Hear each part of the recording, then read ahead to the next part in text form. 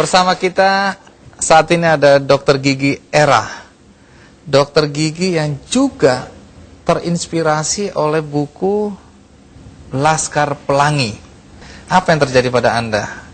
Pada saat itu saya seorang dokter yang baru lulus PTT atau PTT di Purwakarta. Kemudian saya bingung mau ngapain gitu. Akhirnya saya mau buka praktek sendiri. Saya tidak percaya diri, mau nunggu menjadi pegawai negeri akhirnya.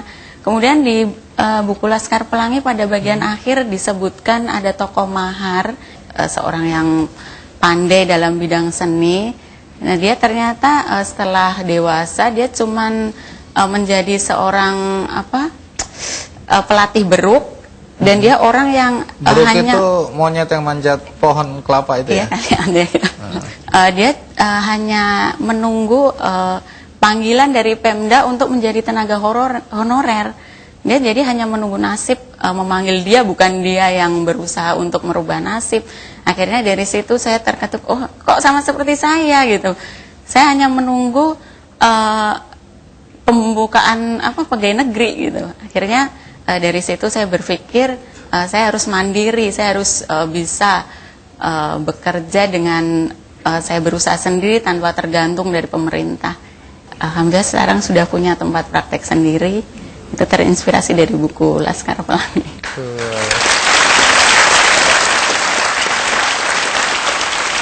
Ya, di sini juga ada seorang penulis buku yang sangat produktif. Namanya Gede Prama. Terima kasih untuk hadir Bung Gede Prama ya. Ya. Dalam buku-buku Anda banyak sekali ya, Anda menawarkan pemikiran-pemikiran, terus nilai filosofinya tinggi sekali. Saya termasuk pembaca beliau. Nah, apa yang ingin Anda sampaikan melalui buku-buku Anda? Mau menjalankan panggilan kehidupan. Saya mengawali profesi penulis sekitar 27 tahun yang lalu ketika masih di SMA. Tatkala itu ada yang saya baca di koran itu, manusia hidupnya tidak diselamatkan oleh pendidikan, tapi diselamatkan oleh keterampilan. Saat itu saya berpikir, apa nih keterampilan yang harus saya kembangkan kalau mau hidup saya selamat. Sehingga satu-satunya pekerjaan yang tidak pernah saya lakukan tanpa terputus selama 27 tahun itu menulis. Jadi memang ini sebuah pekerjaan yang gak pernah putus. Dan sampai hari ini teori itu betul. Yang menyelamatkan hidup saya adalah keterampilan menulis. Iya, luar biasa. Mungkin Anda punya pengalaman bagaimana buku Anda menginspirasi banyak orang. Pertama pernah disalamin oleh seorang ibu di sebuah mall di Jakarta. Disalamin gitu. Tapi cara dia menyalamin saya kalau mukanya itu setengah sedih.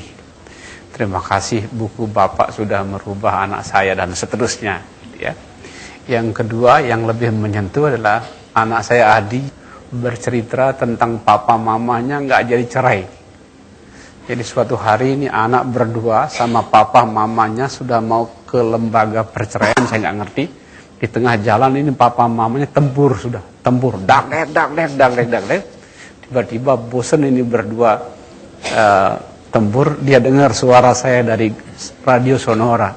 Dua orang tua yang mau cerai ini, selesai saya berbicara di radio Sonora, Pak pulang ya Pak, nggak jadi cerai ya.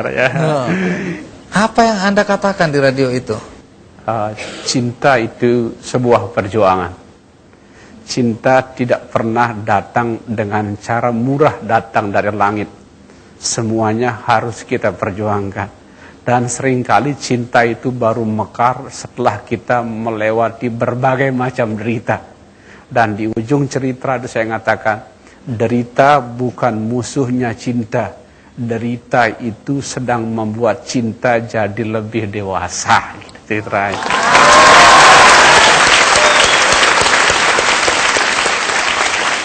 luar biasa, kita di sini semua mendapat pencerahan hari ini ya. Nah, di samping Anda ada seorang penulis juga, namanya Yosef Landry. Jadi saya pembaca buku beliau, tapi belum pernah ketemu orangnya. Jadi hari ini saya baru pertama ketemu beliau ini. Buku pertama yang dibaca, saya dan istri membaca itu Mimpi Anak Jadi Naga. Apa sebenarnya isi buku itu? Ini Mimpi Anak Jadi Naga ini kalau Chinese-nya adalah Wang Zi Chenlong. Itu memang ada ceritanya sebenarnya Pak. Bahwa sebenarnya orang tua itu semua pengen anaknya sukses.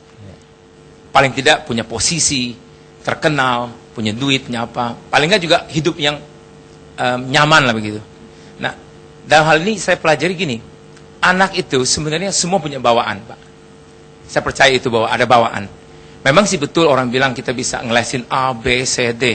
Tapi nggak semua itu bisa jadi nantinya. Nah, zaman sekarang ini, in the last 20 years belakangan ini, karena orang tua banyak punya uang, dulunya dia mungkin miskin, sekarang banyak uang, jadi dia embat aja apa aja, pokoknya anaknya mesti lebih dari dia. Nah, itu yang saya inspirasikan bahwa mungkin kurang tepat. Jadi saya bilang, biarlah anak itu jadi apa adanya. Tentu saya nggak mengatakan bahwa kalau dia narkoba, biarin dia narkoba, ya. Bisa rusak itu. Tetapi banyak orang tua begini, coba anggap ya, yang simple aja. Saya katakan kalau bebek, iya jadi bebek, jangan paksa jadi elang.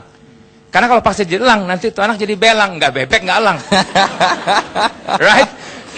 Mendingan gini, saya katakan jadi bebek yang bener bebek beneran gitu. Bisa kuek, bulunya bagus, bisa berenang, terbangnya pendek. Itu inti dari ceritanya. Itu inti dari Mimpi Anak Jadi Naga. Baik, Era, dari pengalaman membaca buku kemudian mengubah hidup Era. Nah, sekarang adakah pesan yang bisa dibagi bagi teman-teman lain dalam konteks bagaimana buku menginspirasi hidup seorang dokter gigi seperti Era?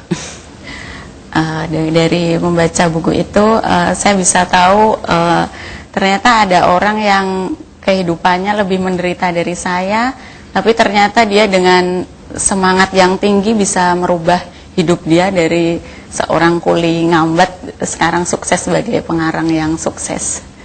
Baik, dan pastikan Anda akan tetap di Ki Candy karena pengarang bukunya akan segera tampil. Siapa murid terakhir yang menggenapi sehingga menjadi 10? Coba agak dramatis ini.